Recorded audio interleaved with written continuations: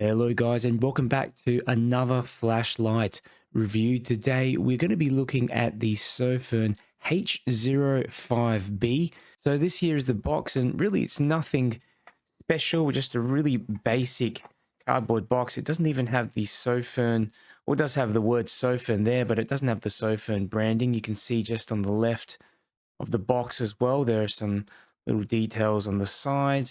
You've got a USB-C cable, 18650 cell that comes with the light. But apart from these, you don't get anything else. You don't even get an instruction manual with the light. So it did take me a little while to figure out the UI, but thankfully not too long. Okay, so here I've got the H05B right next to a couple of other headlamps that I own. It's the Nextorch Maxstar here in the center. Okay, so here's a little close-up of the Sofern H05B, and it's an aluminium tube design, like most headlamps that you find out there. And the machining is definitely decent quality, especially at this price point as well. You do see some cheapies out there that just not up to standard at all, but yeah, I find this one's constructed fairly well for for what you pay for anyhow. There's no sharp edges, no rough edges as well. Even in the machining, you can see there it looks pretty consistent all the way through. The anodizing, as you can see, is this kind of glossy black anodizing. It's evenly covered though, but I do prefer an anodizing that's a bit more of this matte black finish. But you know, on a headlamp, I'm not really going to be touching it anyway. So here a little close-up of the LEDs, and as you can see, you've got the 3 Osram P8 LEDs, just the ones with the yellow phosphor on it, and they're positioned right in the center. Those are the ones you're probably going to be using the most. You've got a couple of red LEDs. I'm not sure what type of red LEDs these are, but yeah, looking at them compared to another light that I have, I'd say they're about 620 nanometers, so definitely on the slightly orangey red side, but very nice red light, especially at night time where you don't want to lose your night vision. And yeah, the lens does appear to be made of plastic. I tried to scratch it up a little bit, and the scratches do appear on the front of the lens. The good news is that the head is made of aluminium, or pretty much everything is made of aluminium, which makes it quite good in terms of dissipating heat. Also got all these multiple cutouts there as well, which help further to eliminate heat. Now here's something really cool, because I was initially unscrewing this side here to take out the battery. Okay, so took out the battery, and as I put the battery back in, I wanted to meddle around with it again, and I actually unscrewed the other side by accident, which led me to find this, an onboard USB-C charging port that is underneath the sort of screw-on bit at the end. And that's something that you don't see in a lot of budget lights. I mean, you see them in some premium quality, tactical flashlights out there, but I've never seen it on a sort of budget flashlight like this. So really quite impressed with that. There's also a rubber switch there on the end, and that's how you activate the flashlight. It actually acts as well as a battery indicator, as you can see there. Just lights up green because the battery's full. And as you can see, the band is just this one piece headband. It's got this funny kind of design on there. I was wondering what it is, and I don't know, it's a very generic design. It doesn't say Sofern or anything on it, but what I did find is shining a light on this material, it has a reflective coating. So just a safety, I guess a safety device at night time, especially if you're running around or if you doing some jogging especially. So this is going to reflect light back. It's quite comfortable to wear, and it's a one-piece strap. I find the ones that have a band going across the top sometimes can give me a bit of a headache. I'm not sure why. Oh, here's something I thought I'd mention as well. You can actually rotate it in there as well. Can you see that? Look, you can actually, there's a little stopper behind there, and it just allows you to angle the light down or upwards. Very simple. I like this. And, opposed to those rubber rings that you get that normally attach on the end of end of headlamps. I'm not a big fan of those, although they are very sturdy. I find it very difficult to remove the flashlight and actually just rotate it around in the head. But this is great because that means, if you really need to pull that light out to use it quickly, you've got access to that light just like that. Okay, I'm just going to go through the UI, give you a bit of a demo. So essentially just click once like that, and that will turn it on to the white mode. Now, if you click again quite quickly, so, click and then click a second time, you then get into the red mode, okay? Now, in either mode, once you're either in the white or the red mode, all you have to do is just press and hold that button there on the side, and it just cycles through the different steps, okay? In red mode, you can actually double press there for strobe. A second one allows you to access this kind of emergency alert mode where it flashes the white and the red LEDs, okay? Go back to the normal mode. Now in the white mode, you can double press for turbo and then again repeat it for strobe, SOS, and nice little beacon mode, which I like, okay? And as goes again, when you have the light on, just press and hold to go in between the different steps, okay? You can also access by pressing and holding a moonlight mode, a white moonlight mode, okay? And of course, double press in the white mode will give you access to turbo. There is no turbo mode when you're using the red LEDs. All right, I ran a bunch of ceiling bounce tests with the Sofon H05B.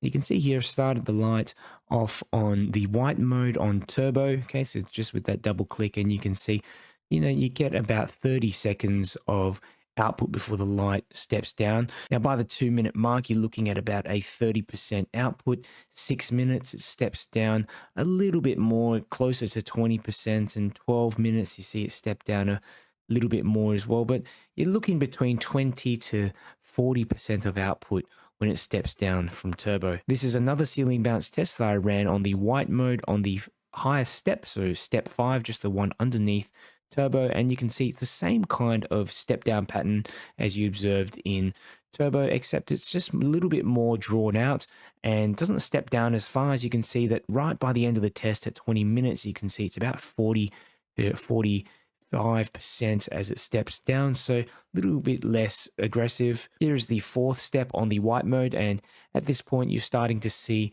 much less of a pronounced step down. So it starts off at 100% and you get this sort of stairway pattern where it slowly starts to step down. By 4 minutes, you're about on 75% output, which is pretty reasonable. Here we've got the 3rd step on the white LEDs, yet again a very similar step down pattern. You get close to 2 minutes of runtime before it starts to step down again, roughly to about 70 to 75% by 2.5 minutes. Here is the white LEDs on the 2nd step, and you can see very similar sort of pattern, step down just after the 1 minute mark, except now it's stepping down to the 80% mark. And I thought, since I'd gone that far, I might as well do one more ceiling bounce test, and this is the one on just this 1st step, white LEDs, and I didn't observe any step down at all. Also ran some ceiling bounce tests for the red LEDs, and you can see here on the 3rd step, which is the highest step on the red LED, starts off at 100%. You see a gradual sort of step down. By the 6-minute mark there, you're looking at about 65 to 70% of output, where it holds to the 10-minute mark where I finished the test. This is on the 2nd step with the red LEDs. You can see there, starts at 100%, starts stepping down again, and by 3 minutes, you're on about, just again, about 75% output. And similar to the white LED on 1st step, same sort of deal here, 100%, and just lasts on that 100% mode for the entire duration of the test. Also ran a bunch of tests with my Opal Lightmaster Pro. You can see them here just on the turbo. Got 100 meters of throw, which is pretty impressive, especially for these tiny little triple LEDs there in the center. They don't really have much of a reflector, they are technically orange peel reflectors, but they're quite small, so I wasn't expecting that much throw. And you can see on the red LEDs as well, on the high mode, you get 29 meters of through. not too bad. CRI range between 69 and 71. No surprises there for the Osram P8. And CCT range from 5,700 to 5,800. So going close to that sort of cool end of the spectrum. Overall, the beam of the H05B is really nice and floody.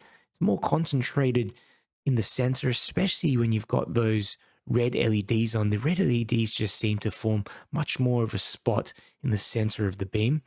But yeah, you get lots of flood, and I think that's the purpose of these Osram P8 LEDs. So some considerations you might want to be aware of. The first one is just the UI. I find it a little bit kind of tricky sometimes, but essentially once you get the hang of it, you're fine. Just use that button at the start just to select whether you want the white or the red beam. Okay, and then from there you can press and hold to basically step up and down, go through the different ramps. I prefer like a more simple UI, maybe just with a low, medium, high in there, maybe with a emergency moonlight mode. Second thing is, I wish Sofirn had put in a glass lens in the front. I think that just would have made it a bit more durable, but at this price point, I really can't complain. So hands down, this is one of the best value headlamps for a beginner, enthusiast. If you're just giving it away as a present as well, a stocking stuffer or something like that, I mean, it's something I think anyone can appreciate. And with over 2,000 lumens as well, red LEDs, comes with the 18650 battery strap, charging cable, pretty much everything that you need for less than what you might even pay for lunch. So yeah, it doesn't get better than this. I think it's a great light that you can add to the glove box, keep in your bag just in case, and it's just super light. So if you're interested in getting one, go ahead and check the link in the video description below. I've got a discount voucher where you can get the Sofirn H05B. If you have any questions, just leave them below in the comments and I'll do my best to get back to you.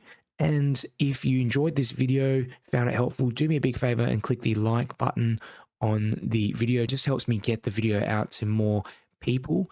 And if you want to see more flashlight reviews and keep up to date with the latest flashlight news, make sure you subscribe.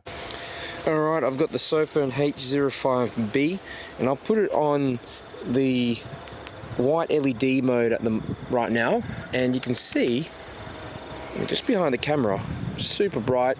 We can use it, just bring it down to all the other modes. Okay, 5, 4, 3, 2, 1. So that's the brightest, and I mean more than sufficient really to see what's ahead of you. I think probably like a 4 or a 3, yeah, third mode, or even the second mode, honestly you'd be okay with. But it's good to know that you do have that extra power where you need it. And there's also this mode here, the red LED mode. So there's 3 different modes in here. So this is the high mode, medium, low, and the red LEDs are really quite comfortable to use at night, especially on a night like this where you might have a bit of fatigue from using cooler lights, and sufficiently bright as well. And what I'll do actually, I'll go onto the white LED mode, have a bit of a walk, show you the beam pattern.